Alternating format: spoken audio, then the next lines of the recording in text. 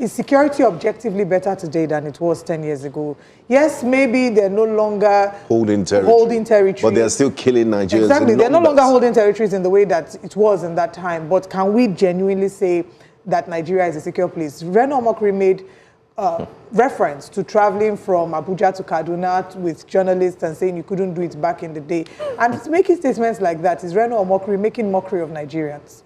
Because every day we're talking about the hundreds of Nigerians that are being killed and kidnapped. Is making light of the current plight and the reality of Nigerians. And this insecurity now spirals into tourism. We talked about 1.2 million Nigerians visiting there to December. That's not because the quality of our life here is better. Yes, Nigerians have found a way to be resilient and push despite states did the challenges that are Good question. And it's Lagos State. Good question. You know, they're visiting Lagos. That's one. Two, regardless of the 1.2 million people visiting Lagos, Nigeria still ranks poorly in the Global Tourism Index. And insecurity is also something that fuels that perception. Let's talk about what coming back to this same insecurity matter. Back in the day, yes, it was Boko Haram. Now it's evolved.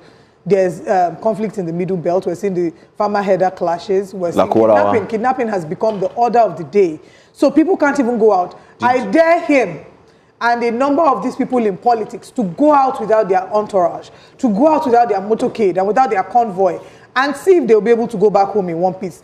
Apply these roads to enter public transport, apply the roads that Nigerians are applying, and see if they will come back to make this argument. It is a mockery of the reality of what Nigerians are expressing. Really there was never insecurity in Kwara, Ondo State, you know. To the magnitude that we're experiencing. And then he talked about fuel scarcity. Back to the issue of fuel scarcity. People no longer sleep in petrol stations. Is that true? Yes.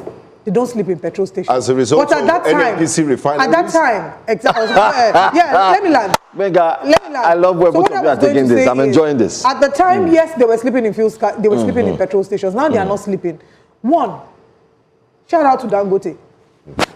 Period. Two, at the time, fuel was 185 naira. It jumped to about 600, 700. As at today, of course, today's one is not their fault.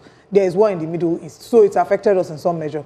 So fuel, the price still keeps climbing. We have moribund refineries that we've been advocating for them to decide what they want to do, sell it if they have to sell it, and ensure that these monies are invested elsewhere.